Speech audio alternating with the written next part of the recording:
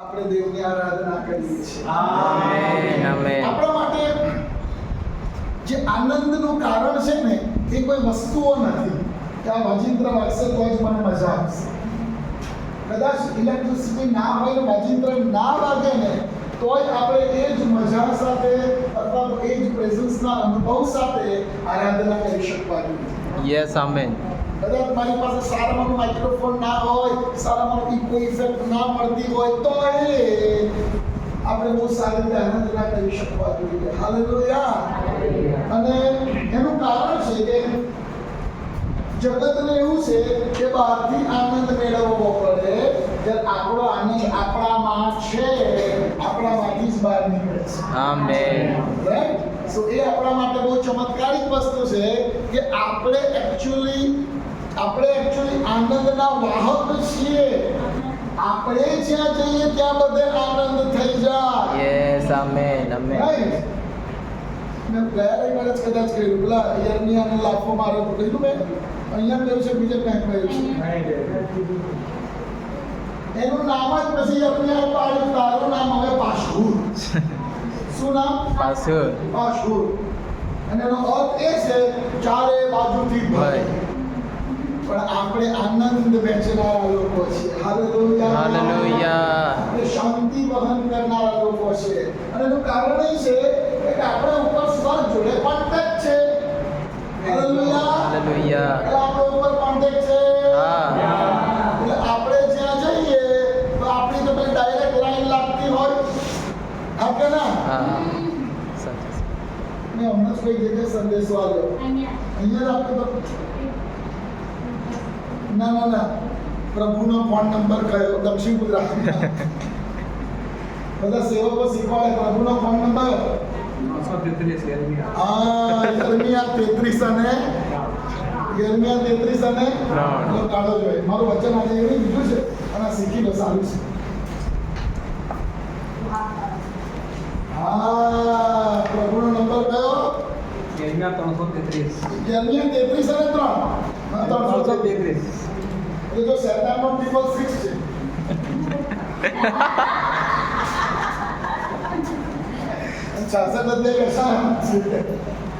આપણે એવું નહીં કરતા. પણ યર્મિયા 33 અને 3 શું લખ્યું છે? તું મને હાક માર હાક માર એટલે હું તને ઉત્તર આપીશ. છે. ખાસ કરીને જ્યારે પ્રભુનો ફોન નંબર હારાયો એવું બતાવીને અત્યારે તો આટલું જ વંચાય છે. અને પ્રોબ્લેમ છે, આગળનું વાંચવું બહુ જરૂરી છે. વાંચો. ને જે મોટી તથા ગૂઢ વાતો તું જાણતો નથી તે હું તને પ્રગટ કરીશ. એટલે તમે જ્યારે પ્રાર્થનામાં બેસો ત્યારે પ્રભુ મને પેલું આપજો અને પેલું તો જો ખાસ કરજો, તમને ખબર ને મારી બહુ ઈચ્છા છે કરજો, અને પછી પેલું થવા દેજો, અને મારું ઘર અને મારું કામ, મારી તંદુરસ્તી, મારું આ બધું મારું મને કર. આમેન. તો પ્રભુ કે તું મને હાથ મારીશ ને એટલે પેલું તું જે માગસ એ તો બધું તારા માગ્યા અગાઉથી હું જાણું છું. સાચું આમેન.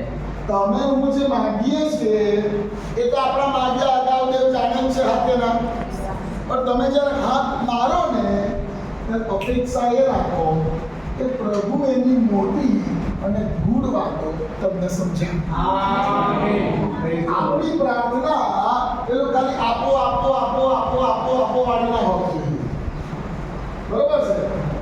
મને યાદ આવે છે અત્યારે કે મારો દીકરો નાનો હતો, તો બહુ નાનો તો નહીં, હમણાં 4-5 વર્ષ પહેલાની જ વાત, લોકડાઉન સમયની જ વાત કરે છે. અને પછી એને મારું કશું માગ્યું, મને પેલું ગેમ વાળું લાવ્યા આપો, એક્સબોક્સ ગેમ રમાય એવું લાવ્યા આપો. હવે ઇન્ટરનેટમાં કાઢીને બતાવો, 1.25 લાખ રૂપિયાનું છે લાવ્યા. બેટા આપણે નહીં લાવો આપણે. એટલે એ વખતે મારે જૂનો ફોન હતો, મેં ના રાખેલો, મને ગેમ જતા રમાયો છે. અને મારું ઉપર કામ કરતો હું એને ફોન કરું. હું ગમે ત્યારે ફોન કરું, પહેલું વાત તો એ જ કે પછી પેલું શું વિચારું લાયા. મમ્મી એમને કારણે ગમે ત્યારે ફોન કરું, પહેલું જ વાત લાવી. પછી અત્યારે એનો ફોન પડ્યો તો મેં જોયું તે મારું નામ જ સેવ કર્યું લાગે.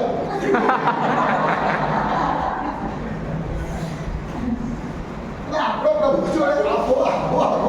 પ્રભુને એવું ના કહો બાપા એવું ના થવું જોઈએ. આપણે જ્યારે પ્રભુના ચરણોમાં જઈએ એક વસ્તુ યાદ રાખો, તમે જે માંગવા જઈ રહ્યા છો એ બધું જ પ્રભુને ખબર જ છે. પણ પ્રભુ આતુર છે કે તું મને હાથ મારીશ ને તો હું તને સ્વર્ગની મોટી, મારા ઈરાદા સંબંધીની મોટી અને ગૂઢ અને રહસ્યો ભરેલી અદ્ભુત વાતો શીખવાડીશ. Praise the Lord. Hallelujah. અને પ્રાર્થનામાં હવે આ એક મુદ્દો તમારો ઉમેરી દેજો કે નોટ ઓનલી માંગવા પણ પ્રાર્થનામાં પ્રાપ્ત એ કરો જે પ્રભુ તમને આપતા. Amen. એવું નહીં કરો હું માંગુ છું એ બધું આપો ને બાકી તમે બીજું કશું નહીં આલો તો ચાલશે. તમે માંગો છો એના કરતાં વધારે સારું તે વિચારે છે. એમને ખબર છે તમારા માટે વધારે સારું શું છે અને એને આપવા દો. અને આપે તો રિસીવ પણ કરો. Yes, hallelujah. એટલે ફોન નંબર યાદ રહેશે હવે 31 અને પણ આખું પછી પાછળનું વાંચવાનું. મોટી ગૂઢ વાતો આવવી જોઈએ. સાચું. રહસ્યો અને મર્મોની સમજ પડવી જોઈએ. ને પછી પેલું પ્રભુ પહેલા જેવું કરશે પેલી કલમ મેં વંચાઈ દીધી યોહાન 16:24. યોહાન 16:24.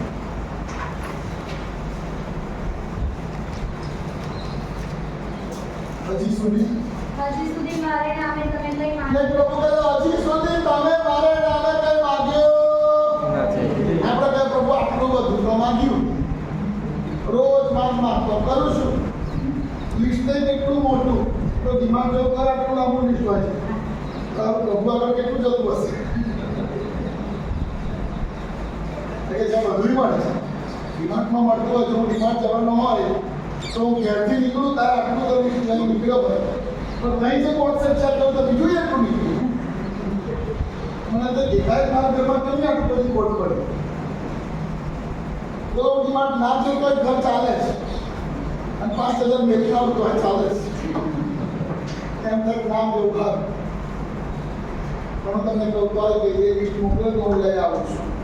એમ પ્રભુ આપણે જે કહીએ છીએ એમને બધી ખબર છે. એ બધું આપવા માંગે છે. તમારા મારા માગ્યા અગાઉ દેવ બધું જ જાણે છે. પણ તમને કહું આપણે અપેક્ષા પ્રભુ પાસે હું માંગુ છું એ મને મળે એના કરતાં વધારે પ્રભુ તમે જે મને શીખવવા માંગો છો, જે મોટી ને ગૂઢ વાતો પ્રગટ કરવા માંગો છો એ કરો. એ મારા માટે વધારે આશીર્વાદ. Amen. હાલેલુયા. Hallelujah. અને એટલે આપણો આનંદ આપણામાંથી જ બહાર નીકળે છે. એટલે આપણે બહાર શોધવા જવાની જરૂર નથી. દેવની હાજરી આપણા માટે કોઈ જગ્યાએ શોધવા જવાની જરૂર નથી. એનીવેર કહીએ ક્યાંય પણ આપણે હોઈએ આપણે દેવની હાજરીનો આશીર્વાદ અને આનંદ માણી શકીએ. Amen. Hallelujah. સો પાછલા 3 દિવસ હું દક્ષિણ ગુજરાતમાં હતો અને પ્રભુએ અમારી મિશનરી મુસાફરીને બહુ આશીર્વાદિત કરી છે. અને ત્યાં આગળ દાનની મીટિંગ હતી ને અદ્ભુત આમ એવું લાગે કે વાડીમાં મીટિંગ ચાલે છે. અને ચારે બાજુ એટલી અદ્ભુત હરિયાળી અને ઊંચા ડુંગર ઉપર આપણી મંડળી અને ત્યાં આગળ એ મીટિંગ હતી. બહુ જ આશીર્વાદિત મીટિંગ રહી. અદ્ભુત સ્તુતિ આરાધના થઈ ને વચનો પ્રભુએ મને બહુ સરસ આપ્યું હતું ને બધા મેં જ્યારે પ્રાર્થનાઓ કરી અને બધા આત્માથી ભરાઈ ગયેલા અને બધા બરોબર અન્ય ભાષા બોલવા માંડ્યા. આખું વાતાવરણ જાણે દેવની ગજબની હાજરીથી હાલેલુયા. Hallelujah. ત્યાર પછી એક જે બાળકોનો આશ્રમ શાળા છે ત્યાં 20 જેટલા પેલા ટેબલો મેં આપ્યા. માં ફોટા જોયા જ નહીં સુધારે કામ કરતા. હા, જોયા. શું તે સુધારનો દીકરો નથી? ભરત છે બાઈબલ આ કે ના મારા માટે એવું લખાય શું તે સુધારનો જમાઈ નથી. આમાં સસરા સુધાર બરોબર છે. આપણે ફિશ ફાર્મિંગ કરે પણ એ બહુ વર્ષો પહેલા સુધારી કામ કરતા હતા અને એટલે અમારું શું કે આનંદ સપનું થયું. Amen. પણ સાચું કહું મને તો ટેકનિકલ કામો બહુ જ ગમે છે. ટૂલ્સ લઈને કામ કરવાના હોય ને, સુતારી કામ કરવાનું હોય, કડિયા કામ કરવાનું હોય, ઇલેક્ટ્રિશિયનનું કામ કરવાનું, મને આ બધું બહુ જ ગમે છે. મારું તેડું એ નહીં પણ મને ગમે બહુ જ છે. એ ભડાકો થાય પણ સ્વિચ પર તો ખોલી ના. ઓકે, પણ એ બધા ટેબલો ત્યાં બાળકોને આપ્યા અને બહુ જ આનંદ થઈ ગયો. બાળકોની સાથે થોડો સમય વિતાવ્યો અને એ પણ બહુ જ આશીર્વાદિત થયો. ગીતો ગાયા, બાળકોને માટે પ્રાર્થના કરાવી છે અને બાળકો આશીર્વાદિત થયા છે. અને સાંજે પણ અમે ઝાંખરી ગામમાં હતા, જ્યાં વર્ષો પહેલા આપણી ક્રુઝેડ થયેલી હતી અને ત્યાં જે સેવક છે ફલચંદભાઈ, એમને સ્ટ્રોક આવ્યો હતો અને લેફ્ટ સાઈડનો અવયવ એકદમ પેરાલિસિસ થઈ ગયેલો. પણ પ્રભુનો આભાર, એક જ મહિનામાં બધી મંડળીઓએ મંડળીના લોકોએ પ્રાર્થના કરી. મેં પણ ફોન પર પ્રાર્થના કરાવી હતી અને જ્યારે એક મહિના પછી, એક મહિનો નહીં, 20-22 દિવસ પછી જ ગયો. પ્રભુની કૃપાથી વૃદ્ધાઈ થઈ ગયા છે. જાતે લાકડી લઈને ચાલતા લેવલ સુધી જાય છે અને પોતાનું કામ જાતે કરી શકે છે. બધી નબળાઈ છે અને હાથ પડો ફંક્શન નથી કરતો, પણ પ્રભુએ કૃપા આપી છે અને એમને બેઠા કરી દીધા છે. એના માટે પ્રભુનો આભાર. ને હું એમને મળવા જવાનો હતો એટલે એમને આભાર સ્તુતિ મીટિંગ રાખી દીધેલી. સોમંદિરના વડીલો હાજર રહ્યા અને ત્યાં આગળ એક આભાર સ્તુતિ કરવામાં આવી અને એ સમયમાં પ્રભુએ બહુ જ આશીર્વાદિત કર્યો. ત્રીજા દિવસે અમે લોકો બીલીમોરામાં હતા હંસકારણભાઈના ઘરે, ને ત્યાં બધું આપણે જે ગીત છે ઓ પ્રભુ કે જેને આપણે હિન્દીમાં રેકોર્ડ કરી રહ્યા છે એનું રેકોર્ડિંગને લગતું થોડું કામ હતું. પણ છતાંય ત્યાં કુટુંબોને મળવું અમારા માટે બહુ જ આનંદનું કામ બન્યું. સો એના માટે પ્રભુનો પુષ્કળ આભાર. Praise the Lord. તો ચાલો આપણે આજનું વચન શીખવા તૈયાર છીએ.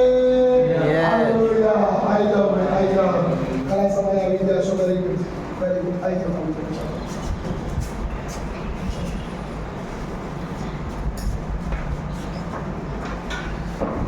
Praise the Lord. જેમ કહેવામાં આવ્યું છે, આ સવારનું વચન સાંભળી લેજો. બહુ જ સરસ પ્રકટીકરણ પ્રભુએ મને આપ્યું હતું અને મેં સવારે જ એ નડિયાદ ચર્ચ સાથે વાતચીત કરી છે અને એનું ઓનલાઈન રેકોર્ડિંગ હશે. બેટા ગ્રુપમાં શેર કરવાનું યાદ દેવડાવજો. આમ તો યુટ્યુબ ઉપર પણ આપણા બધા જ વિડીયોઝ છે અને એટલે તમે યુટ્યુબ પર પણ સાંભળી શકશો અને ફેસબુક ઉપર પણ છે. પણ આજનું વચન તમે બધા જ સાંભળી લેજો એવી હું રિક્વેસ્ટ કરું છું કે જેથી કરીને જો સમજો કે પ્રભુ મને જે પ્રકટીકરણ આપે છે દર રવિવારે કે જ્યારે પણ આપણે એકઠા મળીએ, એ પ્રકટીકરણ મંડળી માટે બહુ મૂલ્યવાન છે. સમજી લો, કેમ કે આ રેસ્ટોરેશનની મંડળી પર દેવે મને આગેવાન તરીકે મૂક્યો છે. એટલે આ મંડળીને કશું કહેવાનું હશે તો પ્રભુ વચન મને આપે જ છે અને હું પ્રભુનો બહુ આભાર માનું છું કે વચનનો દુકાળ પડતો નથી આપણી મંડળીમાં. હાલેલુયા. વચન ઓલવેઝ હોય છે. મારે ઘણી વાર એવું થાય કે બહુ દોડાદોડ હોય, કશું તૈયારી ના કરવાનો સમય મળ્યો હોય તોય મિટિંગની 5 મિનિટ પહેલાં હું પ્રભુને કહું, પ્રભુ કશું મને સરસ આપો, અને તરત જ મારી પાસે વચન હોય છે. હાલેલુયા. એ અભિમાન નથી કરતો, પણ એ કૃપા છે આપણા ઉપર. અને હું તમને સાચું કહું કે દેવ આગેવાનને હંમેશા 2 ડગલા આગળ ચલાવે કે જેથી કરીને મંડળીને દોરવણી આપી શકે. અને એટલા માટે જે વચનો હું બોલું છું, ભલે કદાચ હું એ નડિયાદ ચર્ચમાં બોલ્યો હોય તો એવું નથી કે એ માત્ર નડિયાદ ચર્ચ માટે છે. અને હવે તમારા બધાની પાસે એવા ફોન ઉપલબ્ધ છે કે તમે સાંભળી શકો. તો હું ઈચ્છું છું કે તમે સાંભળી લેજો કે જેથી કરીને એ બધા જ પ્રકટીકરણો તમારા મિસ ના થઈ જાય. પ્રભુ આ દિવસોમાં એની મંડળી દ્વારા શું થયેલું જોવા માંગે છે, એની મંડળીમાં શું થયેલું જોવા માંગે છે, એ બધું તમે સમજી શકો. માટે એ બધા જ ઓનલાઈન શિક્ષણને તમે સાંભળજો એવી રિક્વેસ્ટ હું કરું છું. ચલો આપણે આજનું વચન શીખીએ. મારી સાથે કાઢો પહેલો શમુએલ એનો 2જો અધ્યાય.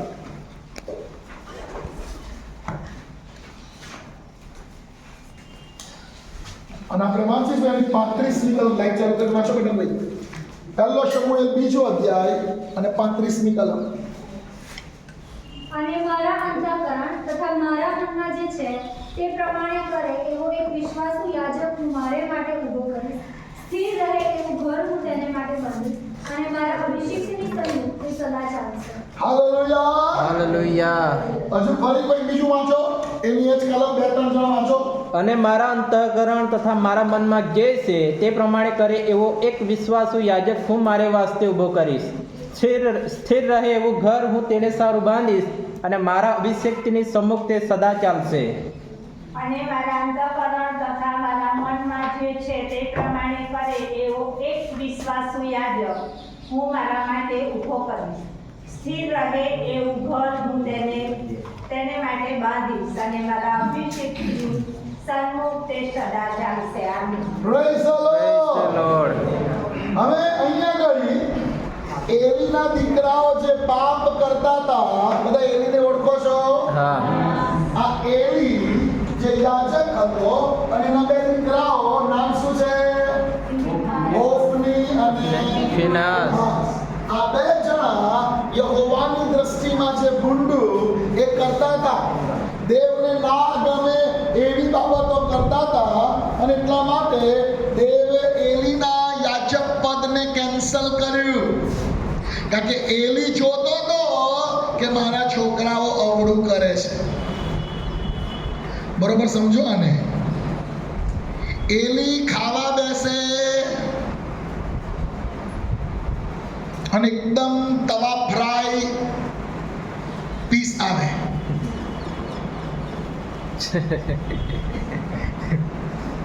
અને તો એલી પૂછવા ના જાય કે આ આપણા ઘેર કેમ નો આવ્યો.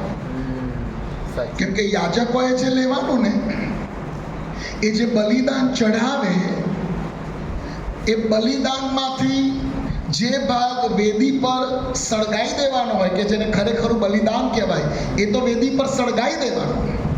પણ જે વધેલો હિસ્સો હોય, જે યાજકને મળે, એને તપેલામાં બાફવામાં આવે, અને પછી એ યાજકના ઘેર જાય. પણ હોફની ફિનાસ કે અમને પણ બાફેલું નહીં ભાવતું, આપણે ફ્રાય ખાવું છે. તે ત્રિશુલ મારી અને કાચું કાઢી નાખે, અને પાછો ફર્સ્ટ ક્લાસ સ્લાઇસ કરી તળીને ખાય ખરા. એલી નહીં, અને એલી એ ખાય અને વિચારે કે આ મારા છોકરા બગડી ગયા છે, હો સારું બન્યું છે, સારું. તમને સમજાય છે? એને ખબર પડે કે મારા બે દીકરા મંદિરમાં સેવા કરવા આવતી સ્ત્રીઓની સાથે વ્યભિચાર કરે છે. એને ખબર પડે કે મારા દીકરાઓ ગુંડાઈ કરે છે, અને તોય એલી પોતાના છોકરાઓને કાંઈ કહેતો નહોતો. એટલે દેવે બહુ ભયંકર વાતો કહી છે. જો તમે આગળની 35 થી આગળની કલમોમાં વાંચો ને, તો દેવે એલીને કહ્યું છે કે હવે તારા વંશનો હું નાશ કરી નાખીશ. તારા બે છોકરા એક જ દિવસે મરી જશે. અને એલીનું જે યાજકપણું હતું ને, જાણે ઇતિહાસમાં એક બહુ મોટો બદલાવ આવ્યો, કે યાજકપણાની રેસ બદલાઈ ગઈ, યાજકપણાની પેઢી બદલાઈ ગઈ. તમને ખબર છે યાજક કોણ બનતું હતું? યાજક કોણ બની શકે ઇઝરાયલમાં? હારૂનના દીકરાઓ જ યાજક બને. એટલે જો તમને ખ્યાલ હોય તો ચોક છે આપણી જોડે. યસ. ચલો, ઇબ્રાહીમને ઓળખો છો? ઇબ્રાહીમ થી ઈસાક, ઈસાક થી યાકૂબ, અને યાકૂબ થી 12, અને એમાં 3 નંબરનો લેવી. આ લેવી કુળને દેવે પસંદ કરેલું, હા કે ના? શાના માટે? પોતાની સેવા માટે. લેવી કુળને શાના માટે પસંદ કર્યું? પોતાની સેવા માટે. આ લેવીના ઘણા દીકરાઓ, હા, લેવીના ઘણા દીકરાઓ, એમાંનો એક દીકરો હારૂન. લેવીના વંશજો, લેવીનો ડાયરેક્ટ દીકરો હારૂન એવું નથી, પણ લેવીના વંશમાં જે હારૂન હતો, દેવે હારૂનની લાકડીને કડીઓ ફૂટેલી, યાદ છે? એની લાકડીને પાકી બદામો લાગેલી. એટલે દેવે હારૂનને પસંદ કરેલો કે તું પ્રમુખ યાજક અને તારા બધા દીકરાઓ યાજક.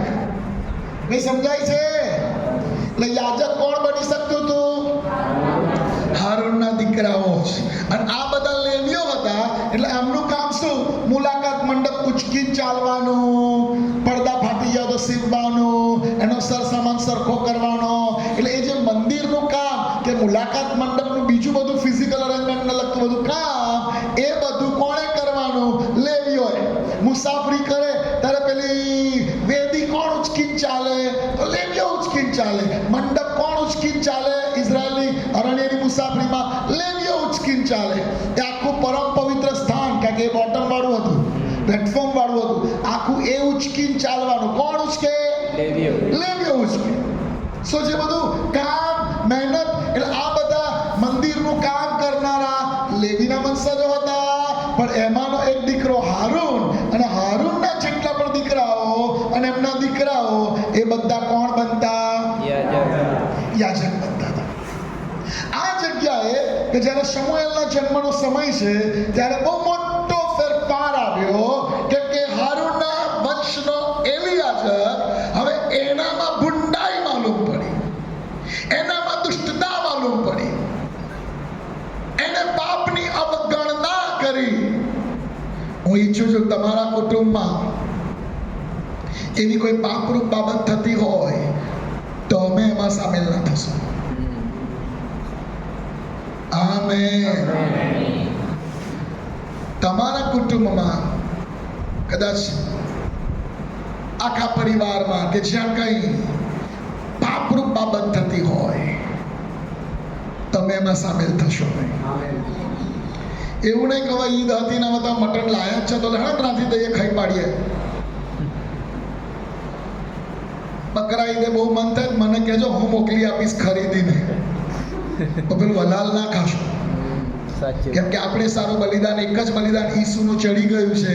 હવે એ મુસલમાન જેને બલિ કહે છે, મુસલમાન જેને કહે છે કે કુરબાની આપી, પણ અત્યારે હવે એવી કોઈ કુરબાનીઓની જરૂર છે કેમ કે ફાઇનલ કુરબાની અપાઈ ગઈ, ફાઇનલ એ દેવનું હલવાન આવી ગયું, ઈસુ ખ્રિસ્તનો વધ થઈ ગયો. હવે વચ્ચે માણસ ને દેવની વચ્ચે બીજી કોઈ કુરબાનીની જરૂર છે નહીં. એલીએ એના છોકરાઓના પાપને ચલાવી દીધું અને દેવ બહુ ગુસ્સે થઈ ગયા, તારે એને મારી નાખવા, પણ તું એના પાપમાં સામેલ થયો છે, માટે હવે જાણે યાજક પદ તારું લઈ લઈશ. અને પછી દેવ આ કલમ કે ફરી વાંચો કે 35મી કલમ શું લખ્યું છે? અને મારા અંતઃકરણ તમારા મનમાં જે છે તે પ્રમાણે કરે એવો એક વિશ્વાસુ યાજક. મારા અંતઃકરણમાં જે છે અને મારા મનમાં જે છે એ પ્રમાણે કરે એવો એક વિશ્વાસુ યાજક હું મારે વાસ્તે ઊભો કરીશ. એક વસ્તુ યાદ રાખો, કોઈ પણ તેડું દેવ પોતાના માટે તમને આપે છે. Yes, amen. કોઈ પણ તેડું, કોઈ પણ બુલાહટ દેવ પોતાના માટે તમને આપે છે. એવું નહીં કે મને તો અન્ય ભાષા બોલે છે, મને મજા આવી જાય એટલે પ્રભુએ આપી. હા, ચોક્કસ મને મજા આવવી જોઈએ, પણ એ હેતુ તો દેવનો પૂરો કરે માટે આપવામાં આવ્યું છે. મને તો સાજાપણાનું કૃપાદાન મળે, મજા આવી ગઈ છે, બધા સાજા થાય અને ફેસબુક પર મૂકું, 500 લાઈક આવી જાય. સાજા થાય, વિડીયો લેજો બરોબર. કોઈનું ભૂત કાઢતા હોય તો ભૂત જો વિડીયો લેજો, ધમાલ કરે છો. જો જલ્દી નીકળતું ને થોડું ધમાલ કર, તરત નહીં નીકળી જવાનું. વિડીયો બરોબર આપવો જોઈએ. હું તમને કહું કે દેવ બધા કૃપાદાનો આપે છે ને એટલા માટે આપે છે કે એનો ઈરાદો મારા તમારા જીવનમાં પૂરો થાય. આ યાજક કોને વાસ્તે આપવાના હતા પ્રભુ? પોતાને વાસ્તે. પોતાની ઈચ્છા પૂરી કરે, એના મનમાં જે છે એ બધું જ પરિપૂર્ણ કરે એવો એક યાજક ઊભો થવાનો હતો. અને ત્યારે કોનો જન્મ થાય છે? શમૂએલનો જન્મ થાય છે. હાલેલુયા. એવા સમયે શમૂએલનો જન્મ થાય છે. અને આપણે જાણીએ છીએ કે શમૂએલ એ પહેલી જ વસ્તુ કે યાજક છે ને 30 વર્ષનો થાય ને ત્યાર પછી જ યાજક પદ અદા કરી શકે. કેટલા વર્ષ? 30 વર્ષ. આ ઇઝરાયલના નિયમો યાદ રાખજો ભાઈ. યુદ્ધમાં જવા માટે કેટલા વર્ષ હતા? 20 વર્ષ. 20 વર્ષ. આ લેવીની સેવા કરવા માટે કેટલા હતા ખબર છે? 25 વર્ષ. અને યાજકની સેવા માટે 30 વર્ષ. યાદ રહેશે? યુદ્ધમાં 20. લેવી 25 અને યાજક 30 વર્ષે. પણ આ સમુએલ અપવાદરૂપ છે. પહેલી વસ્તુ એ હારૂનના કુટુંબનો નથી. શમુએલ હારૂનના કુટુંબનો નથી, પણ તોય લેવી કુળનોય નથી.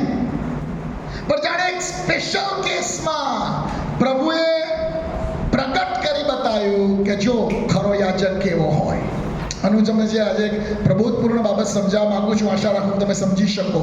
કારણ કે દેવનું દરેક પ્રબોધનું વચન બે રીતે પૂરું થાય છે. યાદ રાખજો, દેવના પ્રબોધના વચન બે રીતે પૂરા થાય છે. એક તાત્કાલિક પૂરું થતું અને દ્રશ્યમાન અને સ્વાભાવિક રીતે પૂરું થતું, અને second spiritually for the long time પૂરું થતું વચન. હાલેલુયા. એટલે ધારો કે એવું કહ્યું હોય, હું તમને સ્થાપન કરીશ, તો સાચું. એ વખતે ઇઝરાયલ ગુલામીમાં હતો, એને છોડાઈને સ્થાપન કરવાની વાત કરી.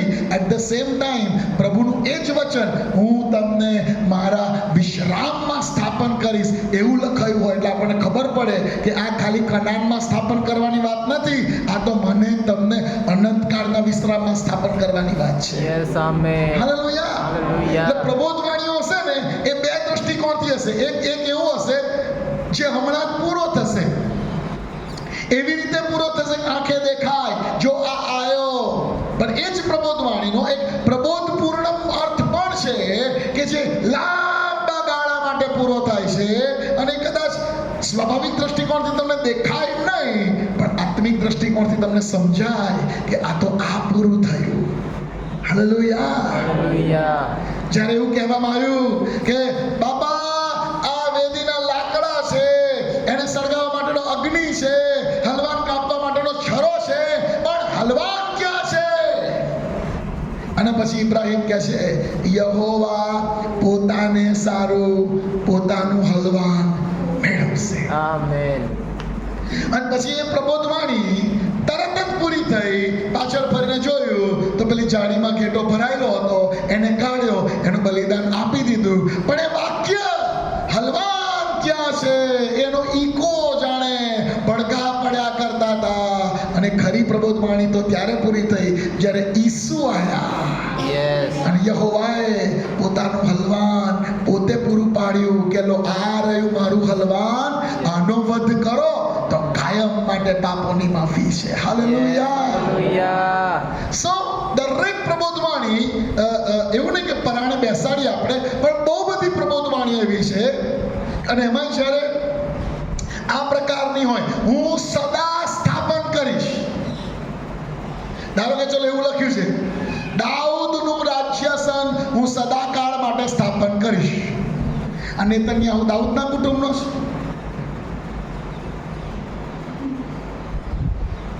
સમજાય તમને? એવું લખ્યું છે હું દાઉદનું રાજ્યાસન સદાકાળને માટે સ્થાપન કરીશ. એનો મતલબ દાઉદના વંશજો જ રાજ કરશે.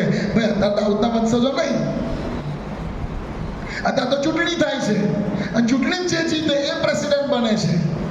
અત્યારે હવે પેલું દાઉદના વંશજો વાળું રહ્યું નહીં, હવે પેલી રાજાશાહી પણ રહી નથી. તો આપણે કહીએ તો વચન નિષ્ફળ ગયું. એવું કહ્યું કે મારો મનગમતો એક રાજા આપીશ. અને આપણે જાણીએ છીએ કે સુલેમાનને માટે લખવામાં આવ્યું કે રાજાનો દેવનો વાલો હતો. હા કે ના? એટલે ખબર છે સુલેમાન માટે લખવામાં આવ્યું, એનું બીજું નામ યદિદયા, દેવનો વાલો. બરોબર છે?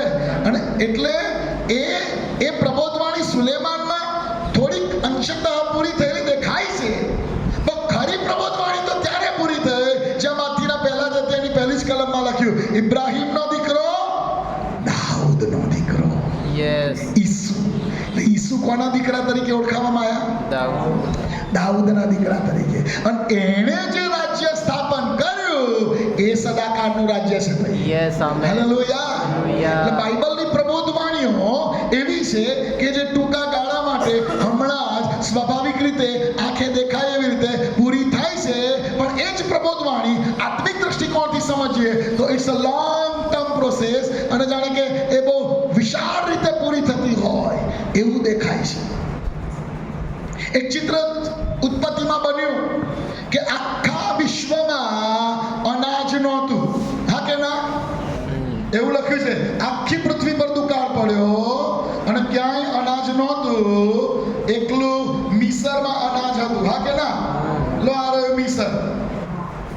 અને લોકો પૃથ્વીના ચારે દિશાઓના લોકો અનાજ લેવા ક્યાં જતા હતા?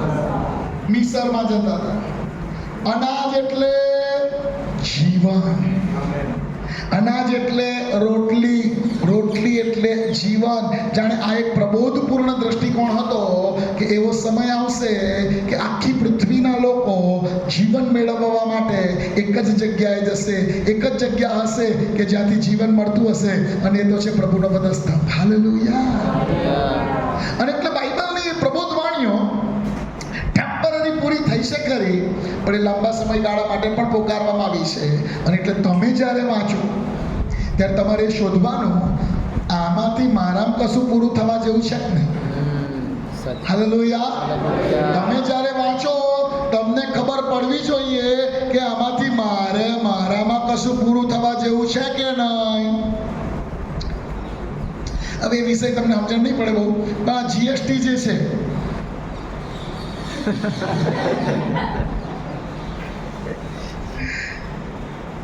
એમાં એવું છે કે ભાઈ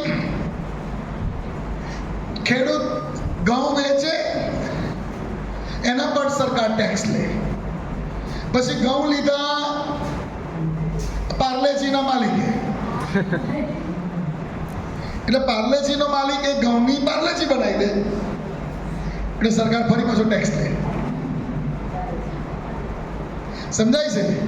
પણ આની જોડે પેલો ટીન નંબર હોય, હા, જીએસટી નંબર હોય. એટલે એ એવું કે મેં તો બનાવીએ નહીં, મેં તો ખાધ્ય નહીં, મેં તો ત્યાંથી લીધી તો જીએસટી ભર્યું, અને વેચ્યું બીજા ડીલરને ત્યાં જીએસટી લીધું. એટલે એ જ્યારે એનું ઇન્કમ ટેક્સ રિટર્ન ભરે ને ત્યારે નંબર લખે એટલે એનું જીએસટી પાછું આવે. મેં કાર લીધી ને, મને તો ખબર નહોતી, પણ જ્યારે આ વર્ષનું મારું ઇન્કમ ટેક્સ ભરાયું એટલે મારો પેલો જે સીએ છે એમાં કે જસીમભાઈ આપણું ઇન્કમ ટેક્સમાં પાછું આવશે, જીએસટી આટલું ભર્યું છે ને કે એટલે 10-11,000 તો પાછા આવવા જોઈએ. ના હોય, સરકાર મને આવશે, જિંદગી પહેલી વાર બનશે આ તો કે આવતી નહીં, તમારા જ લીધેલા છે, આ તો વધારાના લીધા એટલે પાછા હાલે જ ને એમ. હવે એને ખબર નહીં કેમનું ભર્યું, પણ મારે તો 11 પાછા આવ્યા. બહુ આનંદ થયો. પણ કહેવાનો મતલબ આપણે નાનામાં નાનું આટલું આપણું ગયેલું હોય તો છોડતા નહીં. હા કે ના? કશું પણ આટલું રહી જતું હોય તો છોડતા નહીં. જો દુકાનમાં કશુંક લેવા ગયા હોય, માનો કે તમે શેમ્પુ લીધું, બરોબર છે, આ શેમ્પુ બાટલી લઈ લીધી અને પછી બિલ આવતા જોઈ લીધું કન્ડિશનર ફ્રી. ઓ કઈ ગયું આવતો કેમ નહીં?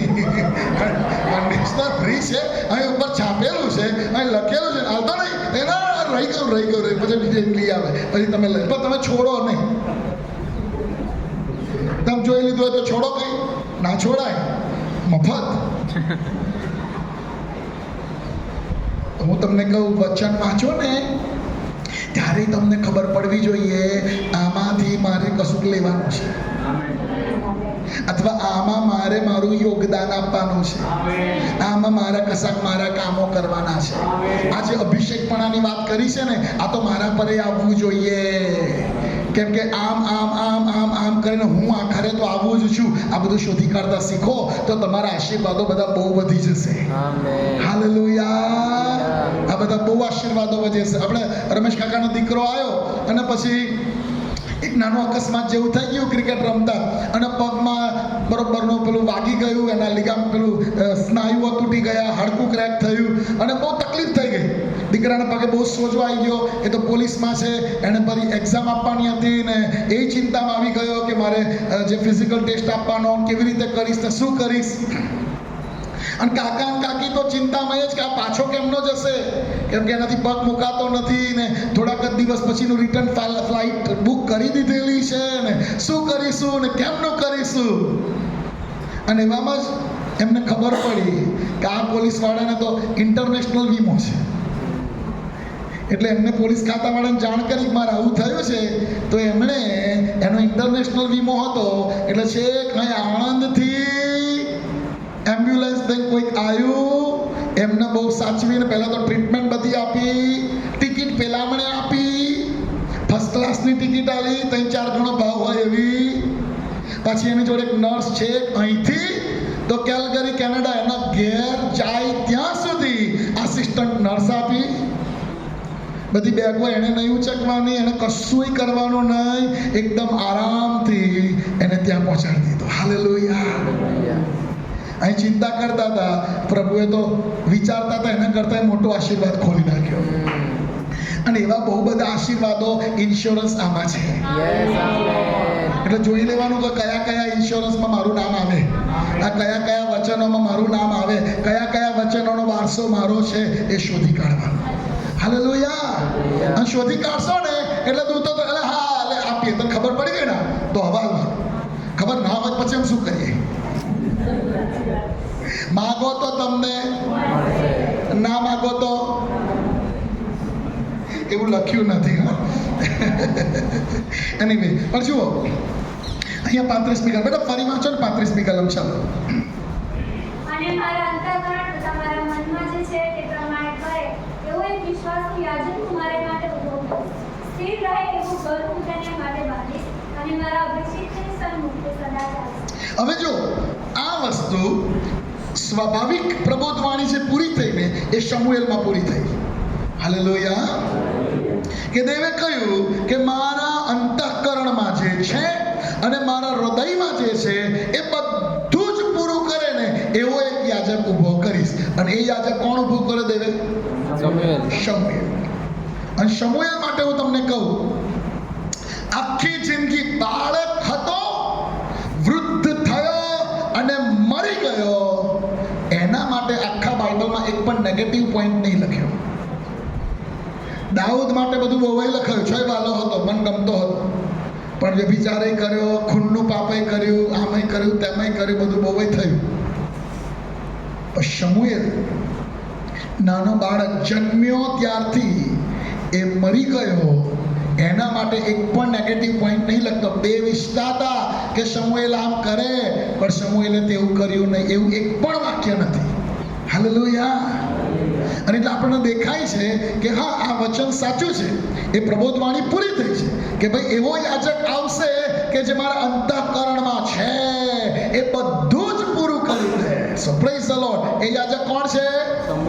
શમુએલ. હજુ એની અંદર વધારે જોઈએ. જો શું લખ્યું છે કે મારા અંતઃકરણમાં તથા મારા મનમાં જે છે તે પ્રમાણે કરે એવો એક વિશ્વાસુ યાજક હું મારે વાસ્તે. યાજક કોના માટે ઊભો થાય છે?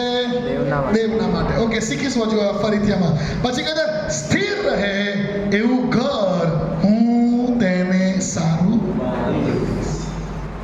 કેવું ઘર બાંધીશ? હવે એકચ્યુઅલી શમુએલ યાજક નથી, અને સાચું કહો તો શમુએલના દીકરાઓ પણ પ્રભુના માર્ગમાં બરોબર નતા ચાલ્યા. એમણે લાંચ લઈને ન્યાયને ઊંધો મારેલો.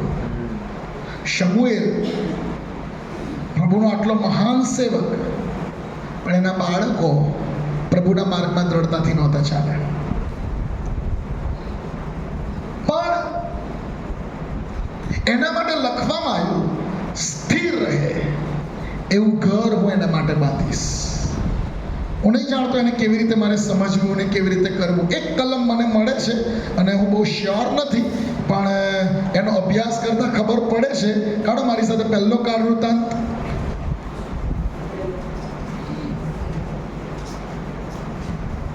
6ઠ્ઠો અધ્યાય અને એની 33મી કલમ વાંચો. જેઓ હાજર રહેતા હતા તેઓ તથા તેઓના પુત્રો નીચે પ્રમાણે છે. કહાતીઓના પુત્રોમાંનો ગવાઈઓ હેમાન, એ યોએલનો પુત્ર અને એ સમુએલનો પુત્ર. હા, અહીંયા લખ્યું છે હેમાન, જે મુખ્ય 3 વર્શિપ લીડર હતા દાઉદના રાજ્યમાં. તમને ખબર છે હા કે ના? દાઉદના રાજ્યમાં મુખ્ય 3 વર્શિપ લીડર હતા, આસાફ, હેમાન અને યદુથુન. અને એમાંનો હેમાન, અને એના માટે એવું લખ્યું છે એ યોએલનો પુત્ર, જે શમુએલનો પુત્ર. અને હું થોડોક હમણાં આવીને અભ્યાસ કરતો હતો કે આ શમુએલ આ જ શમુએલ છે, બીજો કોઈક શમુએલ છે, પણ એવી કોઈ એક્ઝેક્ટ માહિતી નથી મળી કે એ આ જ શમુએલ છે કે બીજો છે. એક સ્કોલર એવું કહે છે કે આ જ શમુએલ, ભલે એના 2 દીકરાઓ નિષ્ફળ ગયા છે, પ્રભુના માર્ગમાં નથી ચાલ્યા. પણ જાણે આ યોએલ અને એના પછીનો સમુએલ, એના પછીનો હેમાન એ શમુએલનો જ પૌત્ર છે. એના માટે શ્યોર નથી, પણ અભ્યાસમાં મેં એટલું શોધ્યું કે શમુએલના છોકરાનો છોકરો હેમાન કે જે દાઉદના રાજ્યમાં વર્શિપ લીડર તરીકે સ્થાપન થયો. અને આ ત્રણ જે વર્શિપ લીડર હતા, આસાફ, હેમાન અને યદુતુન, એ ત્રણ તો લીડર હતા, પણ ત્યાર પછી એમણે એમના છોકરાઓને એ જ કામ માટે તૈયાર કર્યા છે. જો તમે હેમાન લિસ્ટ વાંચશો ને તો હેમાનના પુત્રો, યદુથુનના પુત્રો, આસાફના પુત્રો, આવું કરીને લખ્યું છે. અને આ જ હેમાનના દીકરાઓ હતા કે જે વર્શિપ લીડર્સ તરીકે ત્યાં આગળ સ્થાપન થયા હતા. અને એટલે જાણે પેલી કલમ એના માટે પૂરી થાય છે કે સ્થિર રહે એવું ઘર હું તેને સારું સ્થાપન કરીશ. હાલેલુયા. ફરીથી બેટા 35મી કલમ વાંચો, પેલી આપણે જ્યાં હતા ત્યાં જ. અને મારા અંતઃકરણ તથા મારા મનમાં જે છે તે પ્રમાણે કરે એવો એક વિશ્વાસુ યાજક હું મારા માટે ઊભો કરીશ. સ્થિર રહે એવું ઘર હું તેને માટે બાંધીશ, અને મારા અભિષિક્તની સન્મુખ તે સદા ચાલશે. અને મારા અભિષિક્તની સન્મુખ તે સદા ચાલશે. હવે આ સદા આવ્યું ને એટલે પાછું સમજવાનું, કારણ કે સદા તો શમુએલે જીવતો નહીં રહેવાનો. હા કે ના? સદા શબ્દ આવ્યો છે, સમજો. અને બાઇબલ વાંચો ને ત્યારે આ બધું ધ્યાન આપવાનું, ખાલી વાંચી નહીં જવાનું. શું લખ્યું બેટા? ફરી એ વાક્ય વાંચો. મારા અભિષિક્તની, મારા અભિષિક્તની સન્મુખ તે સદા ચાલશે. મારા અભિષિક્તની સન્મુખ એ સદા સદા ચાલશે. હવે સમુએલ દેવના અભિષિક્તની આગળ એણે પુષ્કળ સેવાઓ કરી છે. શાઉલની આગળ કરી છે. શાઉલ પણ યહોવાનો અભિષિક્ત જ હતો. હાલેલુયા. ભલે એનામાં પાપ માલુમ પડ્યું, ભલે એણે ભૂંડાઈ કરી, ભલે નકારવામાં આવ્યો, પણ એ યહોવાના અભિષિક્તની સન્મુખ ઊભો રહેનારો હતો. ચલો, એને નકાર્યો તો દાઉદ માટે લખ્યું છે કે યહોવાનો અભિષિક્ત હતો. અને એટલે આ સમુએલ એવો છે, એ જીવ્યો ત્યાં સુધી યહોવાના અભિષિક્તની આગળ ઊભો રહેનાર હતો. હાલેલુયા. જો કે સમુએલ તો એના કરતાં બળકર વધારે હતો કે એ અભિષિક્તોને અભિષેક કરનાર જ આ શમુએલ હતો. શાઉલનો અભિષેક કોણે કર્યો? અને દાઉદનો એ શમુએલે કર્યો. હાલેલુયા. અને જો તમને ખબર હોય તો દાઉદનો તો 3 વાર થયો. દાઉદને કેટલી વાર અભિષેક થયો? 3 વાર થયો છે. એક વાર તો એના બાપના ઘેર, પછી હેબ્રોનમાં રાજા તરીકે 7 વર્ષ, અને ત્યાર પછી આખા ઇઝરાયલના રાજા તરીકે. ફરી એ જાણે એનું રાજ્યાસન થયું ત્યારે એનો અભિષેક કરવામાં આવ્યો છે. પણ આ શમુએલ માટે લખાયેલા શબ્દો છે કે ભાઈ મારા મનની ઈચ્છા પ્રમાણે કરે એવો એનું ઘર હું સ્થાપન કરીશ, અને મારા અભિષેકની આગળ સદા ચાલશે. અને હવે હું તમને સમજાવવા માંગુ છું કે આ વચન એકચ્યુઅલી તો સદા કરીને લખ્યું છે ને, એટલે સદાકાળ ચાલનારું વચન છે. Yes, amen. આ શમુએલમાં તો ખાલી એની પેલી ઝલક બતાવી કે જો આ વચન કેવું પૂરું થશે, કેવા યાજકો આવશે, કેવી રીતે અભિષેકની સન્મુખ ચાલશે, એનું એક સ્વાભાવિક ચિત્ર આપ્યું. પણ એ ખરેખર તો પરિપૂર્ણ થાય છે મંડળીમાં. કેમ કે બાઇબલ એમ કહે છે, હું ને તમે તો કોણ છે? પવિત્ર પ્રજા અને રાજમાન્ય. હાલેલુયા. એટલે જોઈ લો, શમુએલ ભાઈ હારૂનના કુટુંબનો હતો? શમુએલ હારૂનના કુટુંબનો હતો ના. તોય શું બન્યો? એટલે તમે છો, તમે હારૂનના કુટુંબના છો? ના, નથી. પણ તોય તમને મને મલ્કીસદેકના દારા પ્રમાણે યાજક બનાવવામાં. એ મલ્કીસદેક તો આપણો ઈસુ છે. હાલેલુયા. એના પર વિશ્વાસ કરવા દ્વારા એના દીકરા બનવાને લીધે હવે એકલા દીકરાઓ નહીં ભાઈ, દીકરીઓ યાજકો. હા, લેડી યાજકો ખરા. હાલેલુયા. આપણે બધા જ હવે ઈસુ દ્વારા આ યાજક પદ અદા કરવાને માટે સક્ષમ ગણાઈએ છીએ. અને હવે નમૂનો લેવાનો છે. ફરી વાંચો બેટા 35મી કલમની પહેલી લાઈન.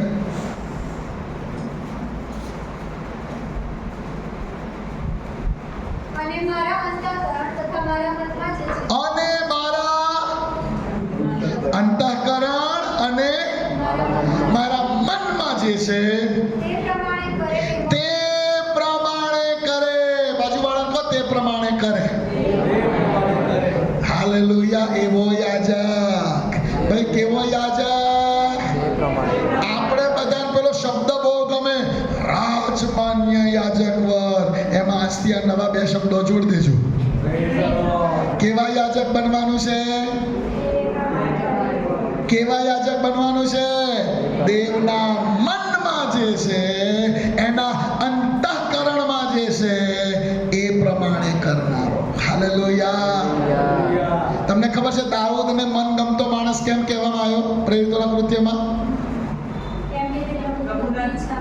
એવું લખ્યું છે, મારો મનગમતો માણસ યશાઈનો દીકરો દાઉદ મને મળ્યો છે, એ મારી બધી ઈચ્છા કરશે. એટલે મને ચાવી મળી ગઈ. જો આપણે મનગમતા થવું હોય ને તો ચાવી તો છે જ. હાલેલુયા. જે ના થવું હોય એ ના થાય, પણ જે થવું હોય એ માટે ચાવી છે. કોણ દેવના મનગમતા બનશે?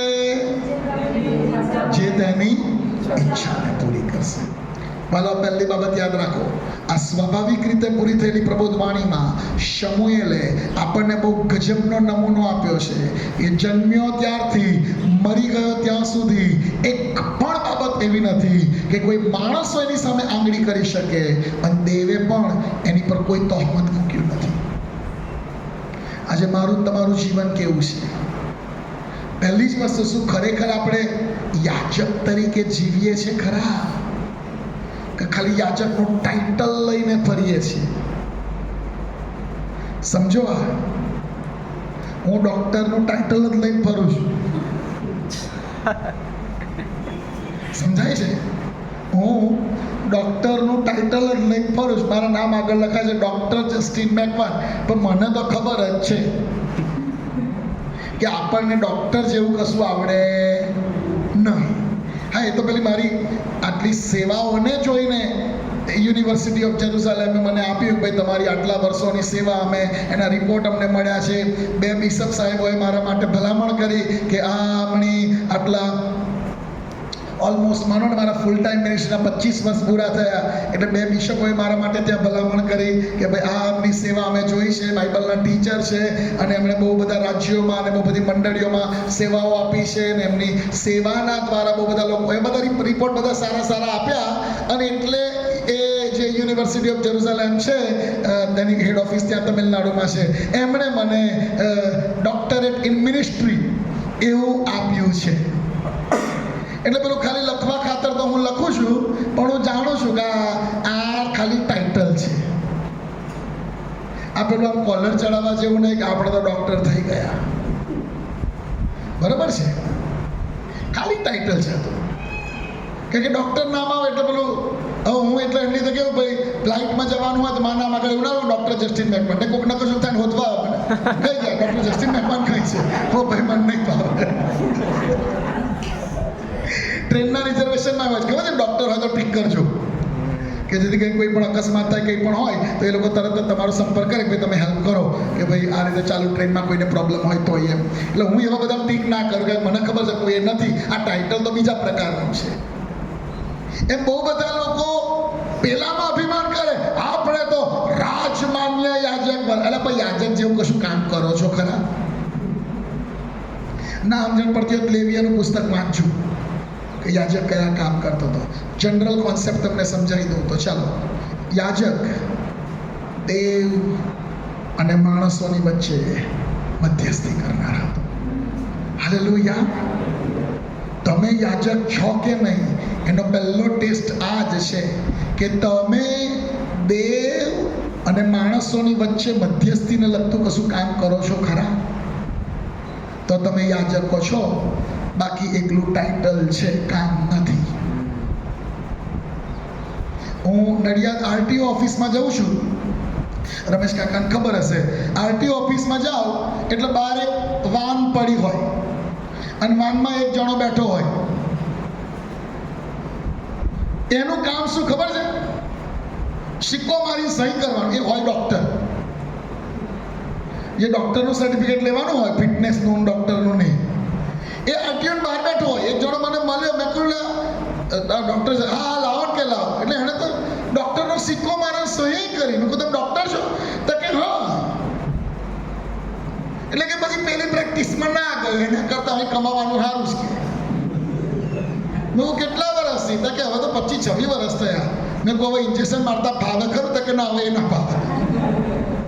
હવે સિક્કો મારી સહી કરતા ફાવે.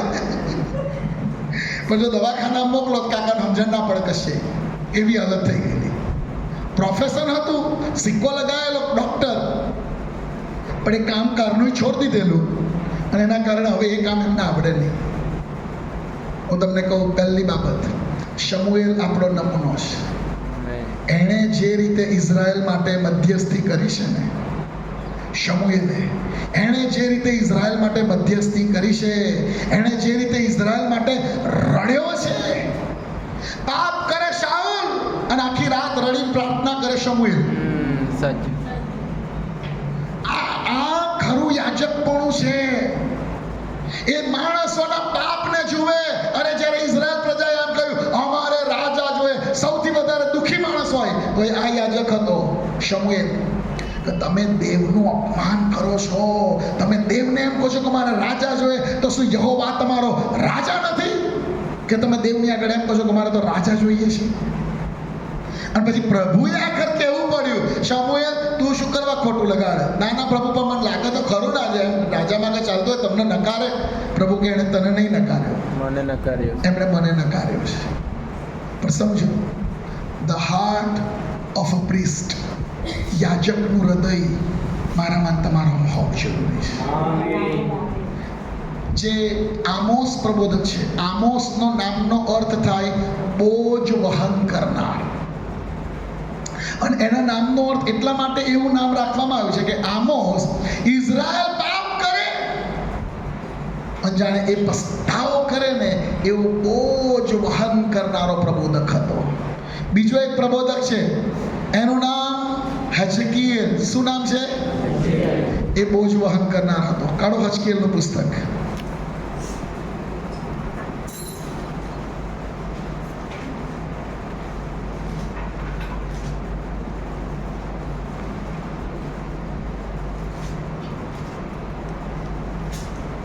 હા, 4થો અધ્યાય.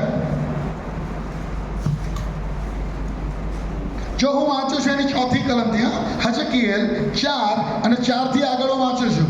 વળી તું તારા ડાબા પાસા પર સૂઈ જા. કેમનું ઊંઘી જવાનું ભાઈ? ડાબા પાસા પર. ને ઇઝરાયલ કોમની દુષ્ટતા તેના પર. એટલે દુષ્ટતા કોણ કરે? ઇઝરાયલ. અને ભોગવવાની કોને? પ્રબોધક. એટલે સમજાય છે? દુષ્ટતા કોણ કરતું હતું? ઇઝરાયલ. અને પ્રભુ હજકીએલને કે તું ડાબા પાસા પર સૂઈ જા ને ઇઝરાયલ કોમની દુષ્ટતા તેના પર મૂક. તે પાસા પર તું સૂઈ રહેશે તેટલા દિવસ તારે તેઓની દુષ્ટતાનો બોજ સહન કરવો. કોણ કરતું હતું દુષ્ટતા? ઇઝરાયલ. બોજ કોણ સહન કરતું હતું? હજકીએલ. હજકીએલ. હજકીએલ યાજક હતો, ખબર છે તમને? હા કે ના? હજકીએલ યાજક હતો.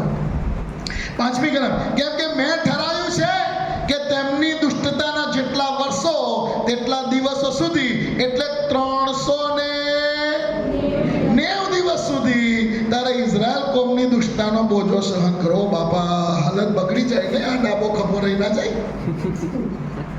સુઈ કઈ બાદ જવાનું? ખબર તો પાટિયા મેલીને સુઈ જતો તો ઊંઘમાં બદલાઈ ના જાય. પ્રભુએ કહ્યું એટલે પાકું. કેટલા દિવસ? 390 દિવસ સુધી એક જ બાજુ ઊંઘવાનું, બીજી બાજુ જવાનું છે નહીં. અને તે કોની દુષ્ટતાને લીધે? ઇઝરાયલ. હજુ આગળ વાંચીએ શું લખ્યું છે. 6ઠ્ઠી કલમ. એ દિવસો પૂરા કર્યા પછી તારે ફરી પાછા તારા જમણા પાસા પર સૂઈ જઈને યહૂદાના કુળની દુષ્ટતાનો બોજ દર વર્ષને માટે એક દિવસ લેખે 40 દિવસ સુધી તે પ્રમાણે કરવાનું મેં તને ઠરાવી આપ્યું. બનવું છે પ્રબોધક? પ્રબોધક બનવું હોય તો જો આવું બધું કરવું પડે. પ્રભુ કહે છે છોય પેલા પાપ કરે તું ઉપવાસ કરે, પેલા દુષ્ટતા કરે છે તું ઘૂંટણે પડે. દેશમાં વ્યભિચાર વધી ગયો છે, દેશમાં કરપ્શન વધી ગયું છે, તું ઘૂંટણે પડ. છોય તારા ઘૂંટણ છોલાઈ જાય. હાલેલુયા. યાજકનું ટાઇટલ લઈને ના ફરીએ, યાજકનું જીવન જીવીએ. બીજાઓને સારું જો તમે મધ્યસ્થી નથી કરતા તો યાજકનું જીવન નથી જીવી રહ્યા. મારી તમારી પ્રાર્થના ખાલી મારું મારું મારું મારું મને મને મને મને મને એવું છે તો યાજકની પ્રાર્થના નથી. આ યાજક પોતાને સારું ઓછી આખા ઇઝરાયલને માટે એટલે કે લોકોને માટે પ્રાર્થના કરનારો હતો, લોકોને માટે મધ્યસ્થી કરનારો હોવો જોઈએ. આમેન. આમેન. નંબર 2 બીજી બાબત એની અંદર જોઈએ. વાંચો બેટા ફરીથી 35મી કલમ, પહેલો શમૂએલ 2:35. અને મારા અંતઃકરણ તથા મારા મનમાં જે છે તે પ્રમાણે કરે એવો એક વિશ્વાસુ યાજક. ઓકે, આ પહેલો પોઈન્ટ બરોબર સમજી લો. વિશ્વાસુ યાજક. બોલો વિશ્વાસુ યાજક. બોલો હું વિશ્વાસુ યાજક બનીશ. આમેન. આ બહુ જરૂરી છે. દેવ કેવા યાજકને શોધે છે? યાજકો તો બધા બહુ હશે અને રાજમાન્ય ટાઇટલ લઈને ફરનારા બધા બહુ હશે, પણ દેવને કેવો યાજક જોઈએ છે? વિશ્વાસુ. આપણે કેવા બનવાનું છે? વિશ્વાસુ યાજક. એના માટે બીજી વસ્તુ શું લખી છે? સ્થિર રહે એવું ઘર હું તેને સારું સ્થિર રહે એવું ઘર હું તેને સારું. હવે જ્યારે આવું લખ્યું હોય ને, સ્થિર રહે એવું, અને પછી પાછળનો શબ્દ આવે છે સદા. એ બંને લાઈન ફરી વાંચી લો બેટા. સ્થિર રહે એવું ઘર હું તેને સારું બાંધીશ અને મારા અભિષિક્તની સન્મુખ સદા ચાલશે. મારા અભિષિક્તની સન્મુખ તે સદા ચાલશે અને સ્થિર રહે એવું ઘર હું તેને માટે સ્થાપીશ. યાદ રાખો બાળકો, દેવે મને ને તમને સદાકાળના વિસામામાં પ્રવેશ આપી દીધેલો છે. આમેન.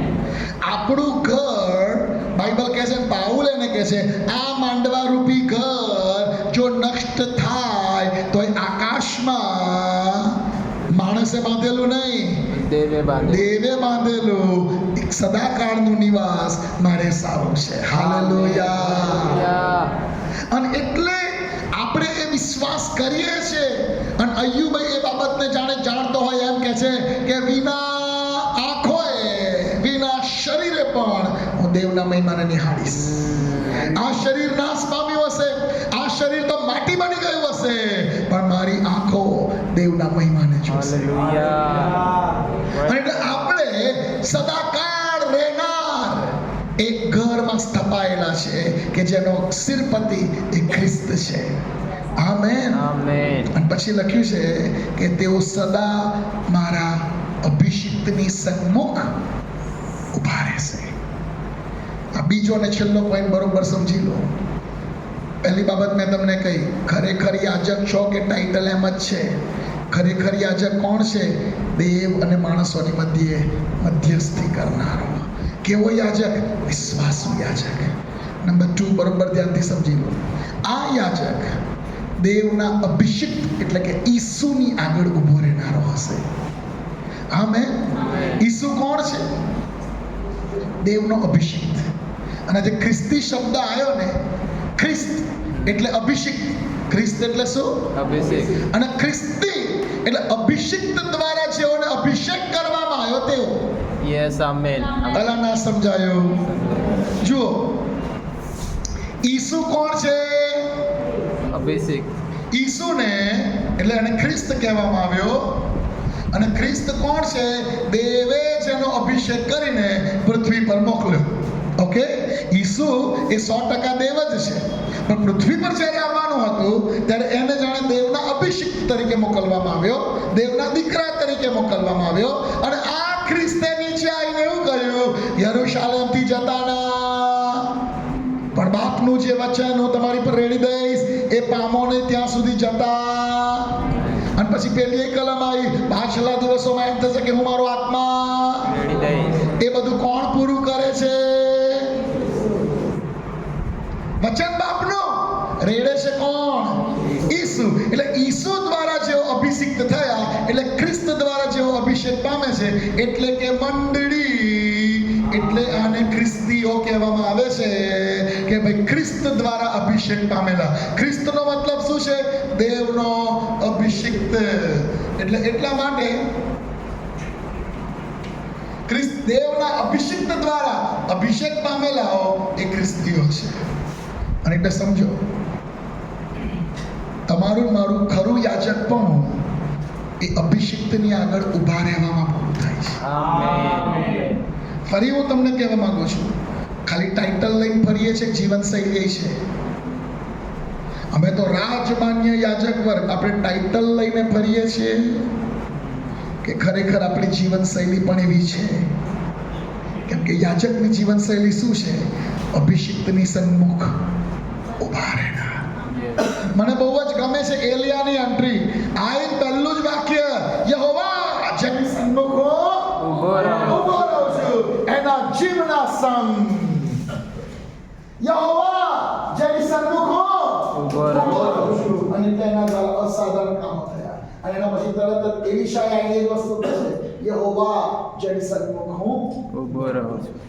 હલો, દેવે મને તમને યાજક તો કહ્યા છે, પણ આ પ્રબોધવાણી એ શમૂએલના જીવનને મારા તમારા માટે બહુ નમૂનારૂપ મૂકવામાં આવી છે કે જે જન્મ્યો ત્યાંથી મળી ગયો ત્યાં સુધી એક પણ મુદ્દો એવો ના આવ્યો કે જ્યાં માણસોએ એના પર દોષ મૂક્યો હોય અને જ્યાં પ્રભુએ એના પર દોષ મૂક્યો હોય. જાણે બહુ જ નિષ્પાપ જીવન જીવ્યો, એના જીવનમાં કોઈ પાપ માલુમ ના પડ્યું. નંબર 1, ઓ યાજકો, આપણા માટે એ નમૂનો છે. Hallelujah, hallelujah. આપણા માટે એ શમૂએલનું જીવન નમૂનો છે. એટલા માટે આપણે કલની બાબત વિશ્વાસુ બનીએ. આમેન. એક માણસોની વચ્ચેના મધ્યસ્થ બનીએ. ખાલી રાજમાન્ય યાજક વર્ગનું ટાઇટલ લઈ ના કરીએ, એ જીવનશૈલી પર છે. નંબર 2, એ યાજક અભિષિક્તની આગળ ઉભો રહેનાર થાય છે. સદા કોણ અભિષિક્ત? તો કે ઈસુ સદા માટે અસ્તિત્વ ધરાવનાર છે. અને માટે હું ને તમે એ જ અભિષિક્તની આગળ સદાકાળ માટે ઉભા રહેવા માટે તૈયાર છે. હાલેલુયા. પ્રભુ આપણને ખરા યાજકો બનાવે. ખાલી નામધારી યાજકો નહીં, ટાઇટલધારી યાજકો નહીં, માણસોને સારું લાગે એવા યાજકો નહીં. બધાને યહોવા એમ કહી દે, આ મારો વિશ્વાસુ યાજક છે. Yes. દેવ મારા તમારા માટે એમ કે આ મારો ખરો યાજક છે. એવા યાજક આપણે તૈયાર. આપણે વાત થઈએ તો પ્રાર્થના કરીએ.